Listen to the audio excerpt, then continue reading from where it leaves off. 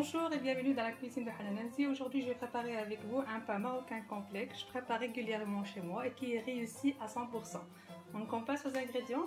Là, j'ai pour 1 kg de farine. Donc, la farine, c'est une farine complète. Vous voyez bien ce que ça donne. C'est une farine complète.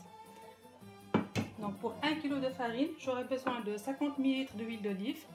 Là, j'ai des graines. Vous pouvez mettre ce que vous voulez. J'ai des graines de tournesol, graines d'anis. J'ai le lin, graines de lin. Vous pouvez mettre ce que vous voulez. J'ai un peu de graines, donc la quantité, ça reste un choix. J'ai 11 g de levure. J'ai une petite cuillère de sel et une grande cuillère de miel. Et puis l'eau, nous allons voir petit à petit. Donc je vais vous donner à la fin la quantité exacte d'eau que j'ai utilisée. Et on passe à la préparation. Pour commencer, je vais mélanger avec la farine les graines, la levure et la grande cuillère de miel avec de l'eau tiède. Puis par la suite, on va rajouter le sel et l'huile d'olive. Donc l'huile d'olive, c'est à la fin.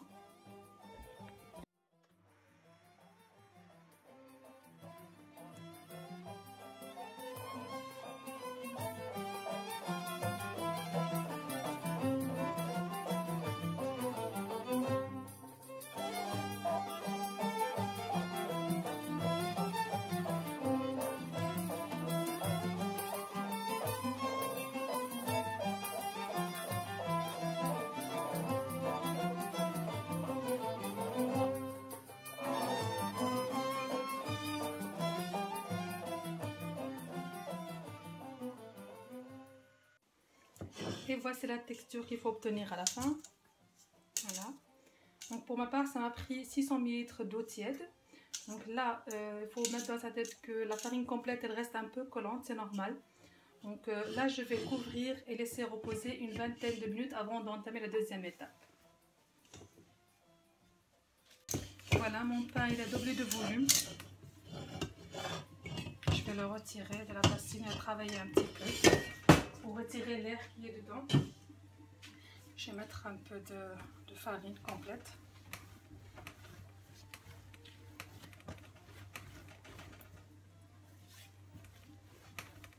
Pas trop, sinon ça va, la pâte va devenir très dure. Et je vais formuler des petites boules.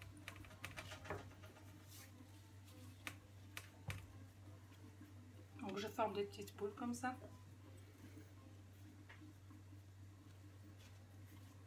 Comme je vous ai expliqué, le pain complet, la pâte avec la farine complète, ça colle.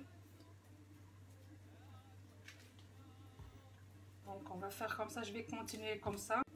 Voilà, je vais commencer à former mes petits pains. Pensez à mettre de la farine sur la planche, sur la table de travail pour travailler votre pain, sinon il va coller.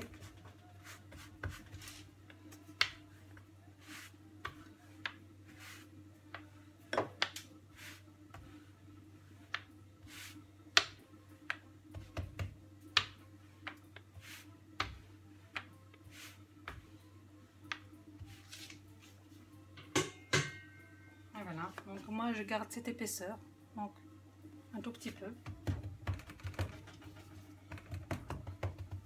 Et je mets directement dans la plaque de cuisson. Et je continue comme ça jusqu'à la fin, donc je préfère commencer par les premières boules que j'ai formées, puis arriver aux dernières. Donc je continue comme ça. Pour la cuisson, c'est un four à 230 degrés, ventilateur ou pas, c'est pareil. Donc 230 degrés jusqu'à ce que vous voyez le pain bien doré. Aussi, il faut laisser le pain reposer. Maintenant, quand on va formuler les petits pains, donc il faut le laisser reposer jusqu'à ce que vous voyez qu'il a un peu gonflé. Donc là, vous commencez la cuisson. Donc on peut compter, comme il fait chaud, on peut compter 30 minutes puis commencer la cuisson. Quand il fait froid, donc il faut vraiment voir. Je vais vous montrer ce que ça va donner après le deuxième repos.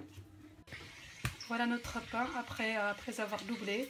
Donc là, je suis en train de préchauffer le four à 230 degrés et on se retrouve après cuisson. Et voici notre pain après sortie du four. J'ai oublié de vous expliquer tout à l'heure qu'il faut couvrir le pain directement après sortie du four.